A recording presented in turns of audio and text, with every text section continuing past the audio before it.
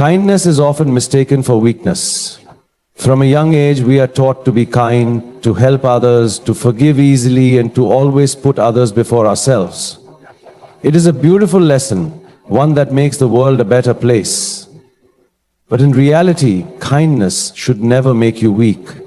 It should never become a burden that weighs you down, nor should it be an open invitation for others to take advantage of you. True kindness comes from strength, not from the fear of disappointing others or the need to be liked. Many people assume that if you are kind, you must be soft. You must be someone who can be pushed around, manipulated, or taken for granted. But kindness is not about letting people walk over you. It is not about always saying yes when your heart says no. Being kind does not mean allowing toxic people to drain your energy, nor does it mean tolerating disrespect. There is a fine line between being kind and being taken advantage of, and once you learn to recognize it, you will realize that true kindness empowers you rather than weakens you.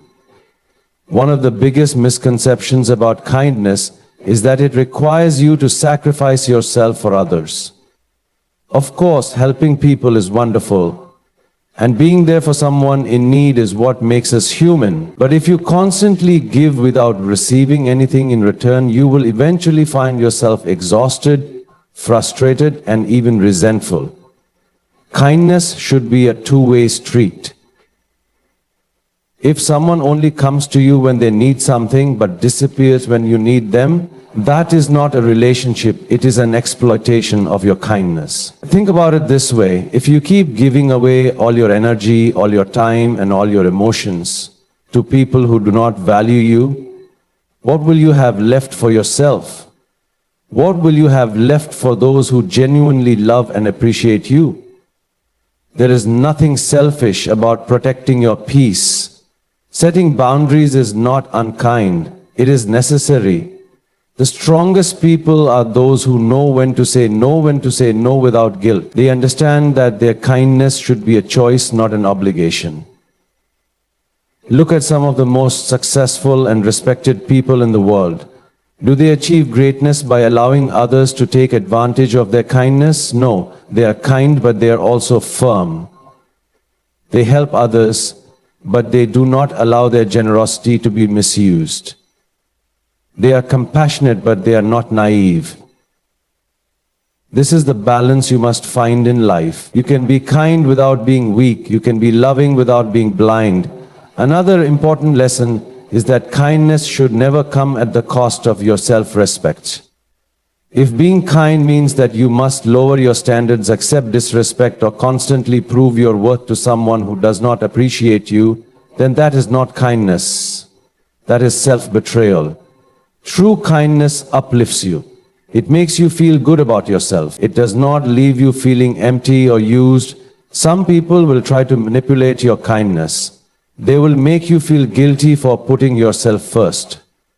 They will say things like, if you really cared about me, you would do this for me. Do not fall into this trap. A person who genuinely values you will never demand your kindness. They will appreciate it. They will respect your boundaries and understand that kindness is a gift, not a debt to be repaid. In life, you will meet many different kinds of people. Some will cherish your kindness and return it with love and gratitude. Others will see it as an opportunity to take advantage of you. Your job is to learn the difference. Observe how people treat you when you have nothing to offer them. See who stands by you when you are not in a position to give. These are the people who deserve your kindness, your time, and your energy. The moment you realize that kindness is a strength, you will stop feeling guilty for protecting yourself.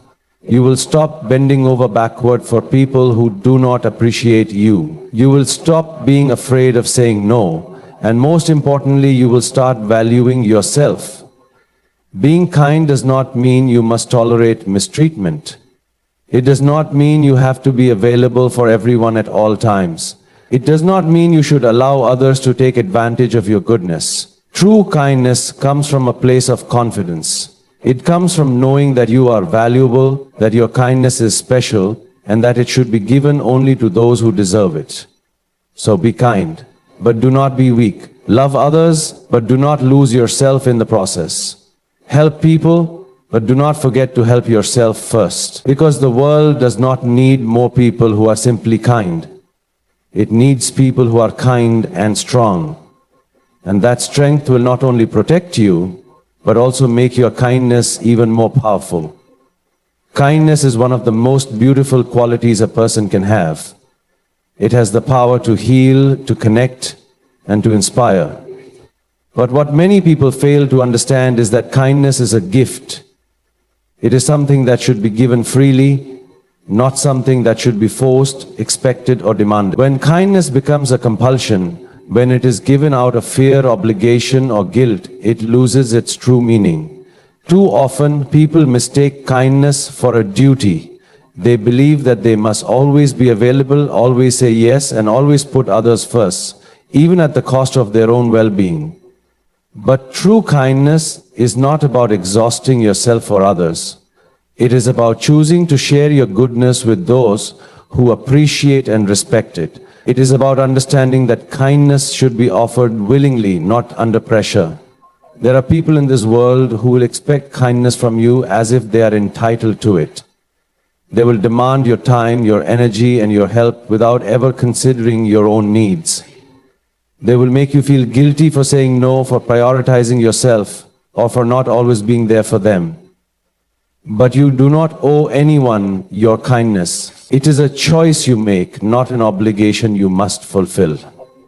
Think about it this way. If someone gives you a gift, do you expect them to do it every single time? Do you demand that they give you something just because they did it once before? No, because a gift is special precisely because it is given out of love, not out of expectation.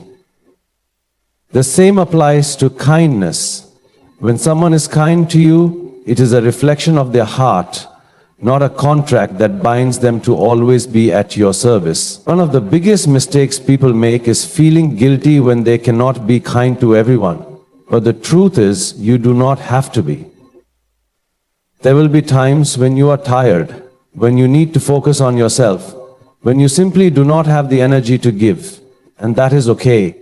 You cannot pour from an empty cup. If you keep giving and giving without taking care of yourself, you will eventually have nothing left to offer. That is not kindness. That is self-neglect.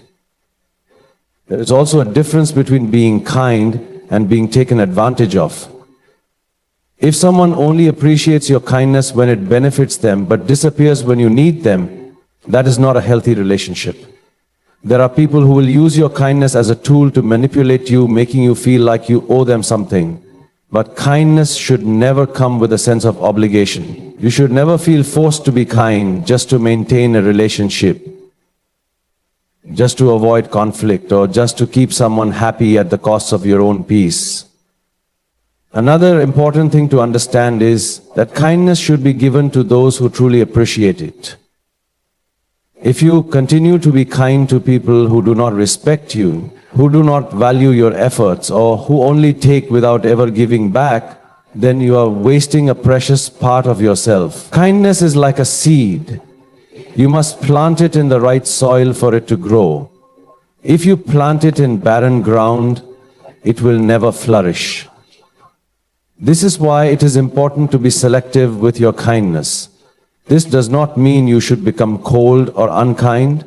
It simply means that you should recognize who deserves your kindness and who does not. There are people who will cherish your kindness, who will return it with love and gratitude. And then there are those who will see it as a weakness, as something they can exploit. Knowing the difference will save you from unnecessary pain. Kindness should also come with boundaries. Many people struggle with this because they believe that being kind means always being available. But true kindness does not mean sacrificing your own needs for the sake of others. It means knowing when to give and when to step back. It means understanding that you have the right to say no.